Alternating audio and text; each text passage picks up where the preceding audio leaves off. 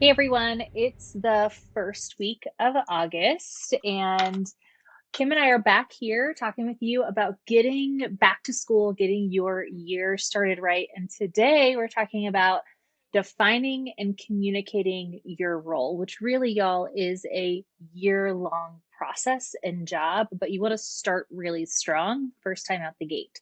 So, Kim, when we are talking about defining our role as a coach, what are some things that coaches can be thinking about? So I think this is a question that people often are asked. What do you do as a coach? And even sometimes by our administrators, like what does your schedule look like? What are you doing all day? And before you can answer that question, before you can define your role, there are really some questions that you need to answer, perhaps with the help of your leadership team. And so there are some things that are really important to consider. The first one is like, so you're obviously your job as a coach is to coach, but in many situations, and in all of the situations I've been at a school-based coaching level, there are responsibilities outside of coaching that I had as well. Testing coordinator, lunch duty, other duties as assigned. And so I think it's important to get a really clear picture of what other things you're responsible for as well, so you can think about what your role is and how to schedule things. You know, Along with that is what are some expectations that your leadership has, that your teachers have? Is this a new role in your school? Is it something that's already existed and you're kind of joining that team? There are a lot of things to consider when it comes to all of that. And what is your coaching caseload? That was really hard to say. What is your coaching caseload? Because you may have, at one school I had 4 teachers I was working with, but it was really intensely. It was every week, maybe multiple times a week. In other cases, I had, 20 to 30 teachers I was working with as a coach. So that's important when it comes to how are you going to schedule your time. And how are you going to communicate your role? So once you kind of know the answer to all of those questions, and you know what your schedule looks like, and you know all of those other important things, how are you going to let other people know in a way that feels inviting and safe, and all of those things to the teachers that you're working with? And not just, how are you going to communicate it to the teachers, but also everyone? Is there a staff meeting where you're kind of introduced and here we are? But in addition to that, is there a newsletter that you're going to be giving out? Is there some sort of video intro that you can do? These are all ideas of how you can communicate your role, and maybe potentially in multiple modes, perhaps. So in that idea, of communicating, what else are you thinking, Cory? Well, I think what's important, what you've pointed out, is that it's not as simple as I'm a coach and I have a really clear understanding of that. So let me tell you, you have to really make sure that you are clear and that that is also clear with those who are alongside you in leadership, so that everybody, like before your teachers come on and you communicate this information, making sure that with those who have the power of supervision and adding additional responsibilities to your plate, that y'all are very clear on your role, so that that goes into defining it. And then I definitely think this is a multiple modality kind of communication plan. Like, I talked a lot at the start of this month about, marketing yourself and thinking of yourself as a brand and using some marketing strategies when we talk about who we are and what we do. So when you communicate your role, when you're defining your role, make sure you're including things like what is coaching and what is it not, right? Like, it's been around for a while in education, but not as long as many people think. And not everybody has um, an accurate accurate background knowledge or any background knowledge about what a coach is and what they should do and how they support you. So make sure that you've got that information there in whatever it is, your intro video, your newsletter. Maybe you're breaking it out over, a couple of different opportunities to communicate your message. But also with that, not only what is a coach and what is it not, but important for the people you support, how will you support their growth? Why would they work with you? And that I think includes like a little bit of what could the process look like. I say could because, like you said, sometimes it's heavy coaching and sometimes it's lighter coaching, depending on the caseload, depending on the needs and the priorities in your organization. So, what might it look like so I can decide, like, do I have time for that? And what would the expected outcomes be? I think also, as you're thinking about the people listening to your message, as you're defining your role, you know, is it clear that they can identify as somebody who should reach out to you, and how will they reach out to you? What's the next step if I decided, ooh, I want to coach, I want to work with Kim? How do I go about that? Is it stopping you in the hallway? Is there a form, a menu, a survey, an email that needs to happen?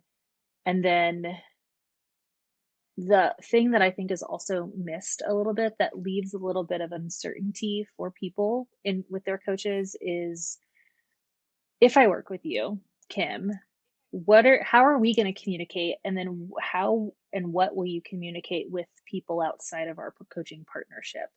So I think all of those questions kind of need to be answered in whatever your kind of rollout is of, hi, I'm Kim, I'm a coach on the campus, and this is what that means. So I think that means just a little bit more digging into what you want as a coach. How do you want those things to look?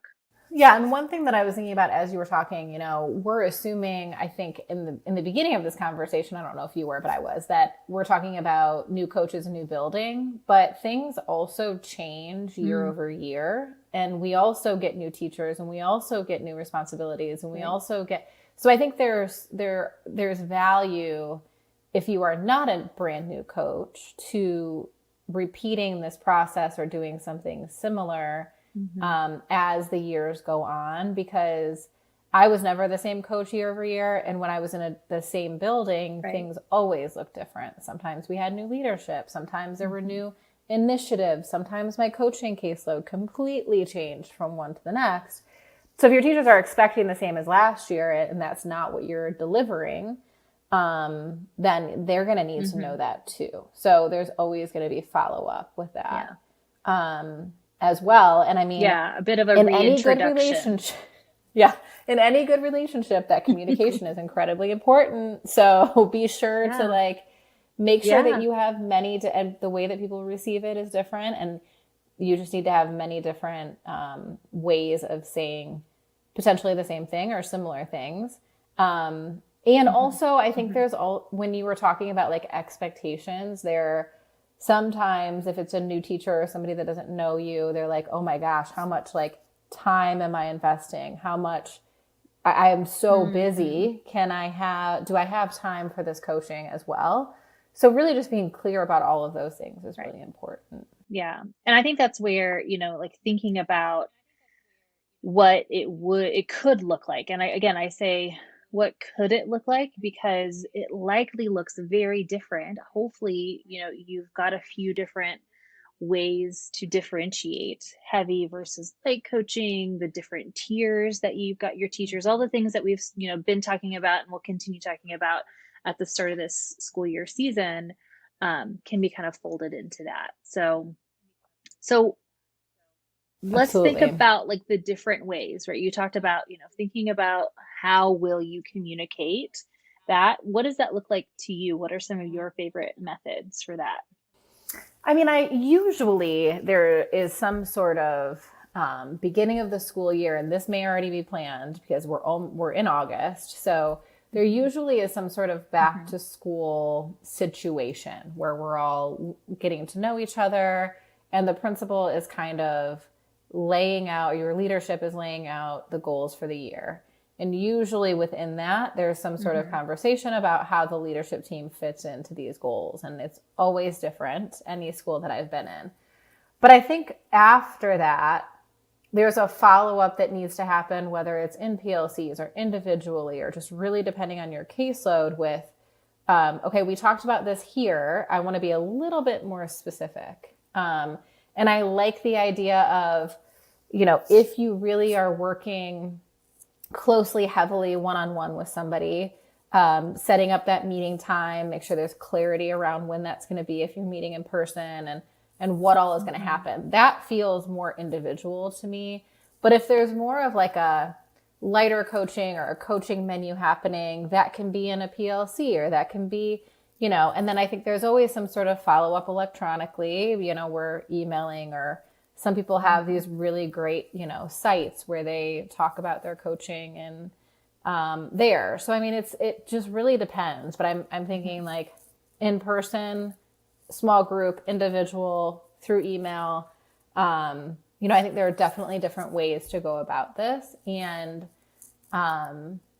but really, really being clear before you do any of that to answer the questions that we talked about in this episode first. So there's not confusion, and I think as we go through this week, I know that you're going to be giving a lot of, other ideas and resources. So the conversation doesn't stop right here. We're going to be expanding on this topic, but, and giving you actual like tangible things you can do. But I think that's kind of how it goes for me. Yeah. Yeah. I love that, because there usually is some kind of like, we're all back together. We've got our campus days together. And that's a really good point to make sure you get some like FaceTime with everybody, so everybody knows, even if you're not directly supporting them. But then I love what you said about just continuing that, really, that the however you define your role all throughout this year. And we'll talk about evaluating our coaching in a few months, and just like, we're going to be reminding you a couple of times this year as a coach to like pause and reflect. And are you living that identity that you wanted to live in your coaching role? Still, right? So your schedule should, if you say, I'm here as a support in the classroom, then you should have in classroom time on your schedule, right? So all of these little things start to add up and will define your role for you if you let it. So just be intentional with all of the different actions and activities that you have moving forward once you define your role. So, which is why it's, again, so important to think about those questions and really get clear. Brene Brown says clear is kind. So be kind to yourself and understand your role, get a good understanding with your leaders. Yeah. Yeah. Yeah.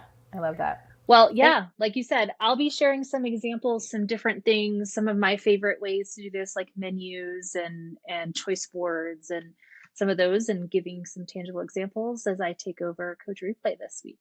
So super excited. Be sure that you have followed us on Instagram and all the places.